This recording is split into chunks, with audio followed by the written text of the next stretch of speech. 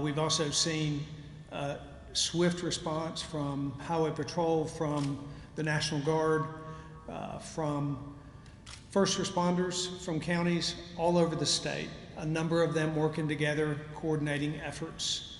But nonetheless, this is still unfolding, even this afternoon, and there's much yet to know about what the end results will be, but what we do know is that it's incredibly difficult, and our hearts and our prayers need to be for those communities, for those folks in that community, many of them who have suffered not only the loss of their homes and their property, but the loss of family members and friends.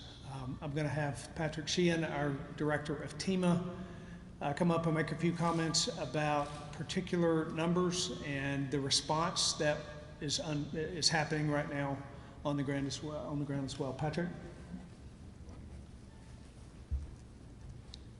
Thank you, Governor. It's pretty devastating on the ground. I'm sure some of you have seen it and certainly have seen the news, and so we want to make sure that these communities know that they're not forgotten and that Tennesseans share the heartbreak of the loss of life. The Tennessee Department of Health has confirmed to TEMA at this time 16 confirmed fatalities. You'll notice that's different perhaps than what's coming out of local government, and that has to do with just our validation process. So we don't get ahead of ourselves as we're making sure that we account for each Tennessean that is sadly perished or is missing. And so you might see a discrepancy in numbers sometimes, what's coming from the sheriff or what's coming from our official reports, and it's really just a matter of process. What we know is that there are a number of people still missing. Recovery efforts continue underway, search efforts continue underway. Those will go on until we account for all those Tennesseans that are missing at this time. The TEMA staff are working with the Tennessee National Guard now to establish a donations center at the National Guard Armory in Waverly. So thank you to the Adjutant General and his team for making that facility available. A physical location. Currently, donations are being accepted at Waverly High School. I will add, though, that the most important way that folks can help those that have been impacted by this terrible tragedy are with monetary donations. So people will be working to find new homes or temporary living arrangements for weeks and months to come, and there are a number of reputable organizations that will help process donations and have caseworkers that can get them to those that are in need. Some examples of this are the Community Foundation of Middle Tennessee. Their website is cfmt.org. The Nashville Community Resource Center, crcnashville.org, is also an avenue, a reputable source where donations can be directed. And of course, the American Red Cross, the Salvation Army, and then any reputable local charitable organization in the area, to include churches. Churches will be already working with those communities to host shelters, and those that are requiring shelters right now. And so if you're looking to help, and I would ask that you do help, donations to those organizations, and then monetary donations to those locations, those organizations, and then physical donations can be taken to the Armory when that's open. And we don't know quite when that is yet, but our team is working to set that up now. Responders from across Tennessee have been practicing for this. This was the first deployment of the Tennessee National Guard and Nashville Helicopter Aquatic Rescue Team to help with the recovery and rescue efforts. We just practiced this with a large exercise 2 weeks ago to validate this capability, and the city of Nashville was a great partner, Tennessee National Guard, Tennessee Highway Patrol. I'm sure if you've been in the area, you've seen those helicopters flying to help find those that are missing and rescue those that need rescuing. And swiftwater rescue teams from across Tennessee, the outpouring of volunteer spirit has been apparent here in these first 48 hours, and we just ask that in the weeks and months ahead that the city of Waverly and Dixon, Humphreys County writ large, Hickman County, and Houston County, that please keep them all in your thoughts and share generously as Tennesseans do. Thank you. Thank you, Patrick. Also on the ground with us today were Senators Hagerty and Senator Blackburn. If you'd like to make some comments, be welcome. Thank you, Governor. Yes, we have seen so much devastation today and have talked with families, loss of life, livelihood, loss of their homes, And the needs for Humphreys County are just going to be tremendous. But as Patrick said, the volunteer spirit is indeed alive and well. And they have shown up today. And volunteers from all across the state coming to help with the search, coming to help people to salvage what they can from homes that were completely moved off of their foundations. And I had a conversation with Secretary Mayorkas from Homeland Security. They are waiting and ready to respond. So we look forward to doing our part to work with the governor and also with the local mayors to address the tremendous need that is going to be on the ground.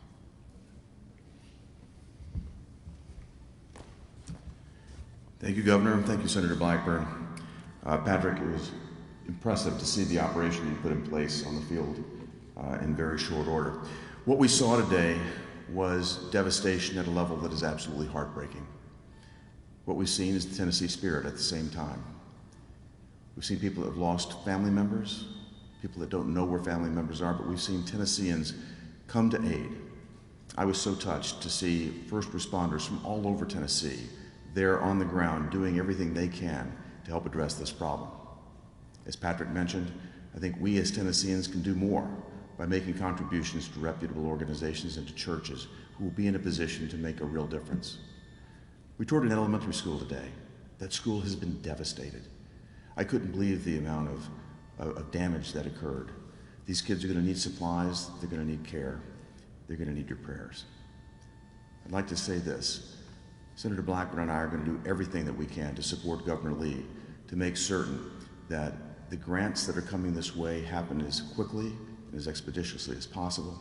We'll be doing everything that we possibly can to make certain that Tennessee is taken care of. The news media has been very focused on what's happening in other areas, Haiti, Afghanistan, hurricanes coming to the Northeast. But I think that we need to understand that the devastation here in Tennessee has been every bit as significant, and we intend to put every amount of attention that we can to make certain that we take care of Tennessee's needs. Thank you. Thank you. And I will, to that end, the Biden administration has reached out to us. We've been in communication with them today. President Biden expressed his interest in helping. We will be putting together a request for an emergency federal assistance, a declaration of emergency. So those talks are happening right now, and that request for assistance will happen after assessments are done, initial assessments within just the next couple of days. Be happy to answer any of your questions. Yes. Governor, I would imagine, given how quick it was, how unexpected, that there's a lot of folks who did not have flood insurance, don't think of themselves in a floodplain, who are affected here.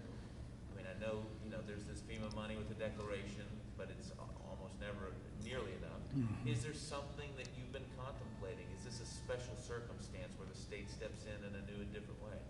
I think, it's brand new on the ground right now, and it's actually still unfolding. So we'll be looking at the individual circumstances with this particular flood and see if there is what help is going to be available. We want to provide help to the Tennesseans, and we want to look for avenues for that. So we'll explore that clearly in the next few days. Governor Lee. Yes. Flooding has occurred here before in this area. Are you all planning to look at different ways that you could prevent this from happening in the future? Well, the difference, of course, for this particular flood is the record level of flooding. I think we received about 15 inches of rain in a 12-hour period of time. Not sure about that particular number, but close to that, which is very different than flooding we've had before. But I'm sure there will be assessments after the fact. What happened, how it happened. Are there ways that we can look to mitigate this going forward? But right now we know this is a result of a record flood, like that community has not seen before with regard to the amount of rainfall. Yes? Is there a timeline for search and rescue efforts? Patrick, you want to comment that? Make a comment on that? Yeah, so there are still rescuers there looking, and we are trying to account for missing persons. So the sheriff and the law enforcement officers there, with state support, are continuing to try to identify those that are missing and then working through those lists. I would expect, given the number of fatalities we have seen so far, that we're going to see mostly recovery efforts at this point, rather than rescue efforts. Can you talk a little bit about what goes into the search and recovery efforts, how it works? Right. So there's a setup, right? So there's a reunification center that is set up there, and where people can let us know who's missing or let us know that they're okay. The American Red Cross has also activated their Safe and Well. I know Facebook has activated their I'm Okay portion of their app. So there's a number of ways that we're able to identify missing persons and then work through that list using law enforcement and other responders. Also, we kind of know where the flood happened, right? You can see it from the air, and so we'll have both aviation assets and people on the ground searching those areas for the next, until we've accounted for everyone. Do you know how many families have been reunited?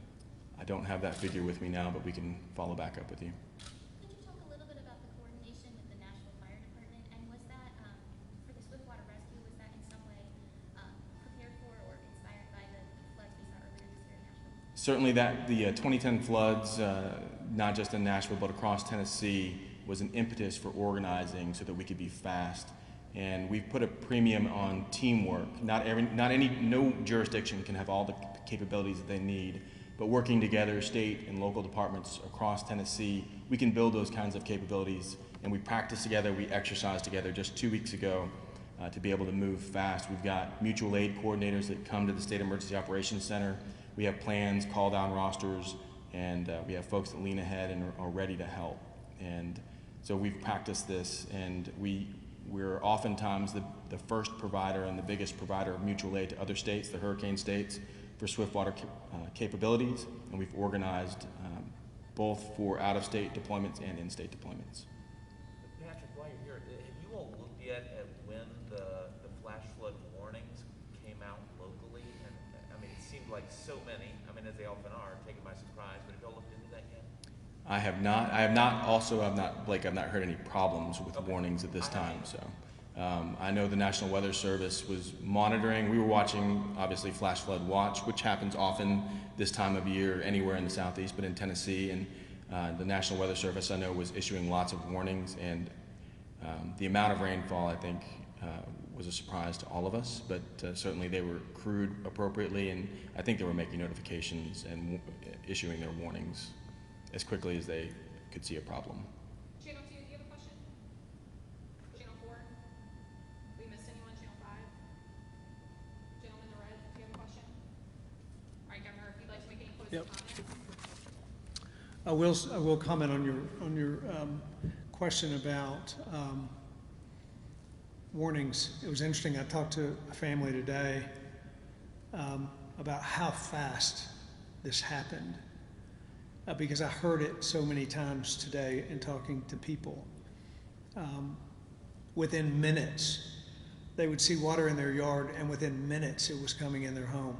And then they would move to a neighbor who had a second floor, because literally within about a 5 or 10 minute period of time, they went from seeing floodwaters rise to not being able to escape their homes. It's dramatic. It was dramatic to hear the stories of how fast this happened in the community, which is part of the reason that so many people lost their lives, and there are still so many missing. I appreciate you all getting this information out. Tennesseans need to know what's happening to their neighbors. It's just a few counties over, and it is heartbreaking to see. And I know that Tennesseans will respond through the efforts that Patrick talked about, and we will continue to keep you updated and provide information as it's available. But I implore Tennesseans not only to reach out and to look for ways to help, but to pray for the heartache that's happening in Waverly, Tennessee. Thank you all for being with us today.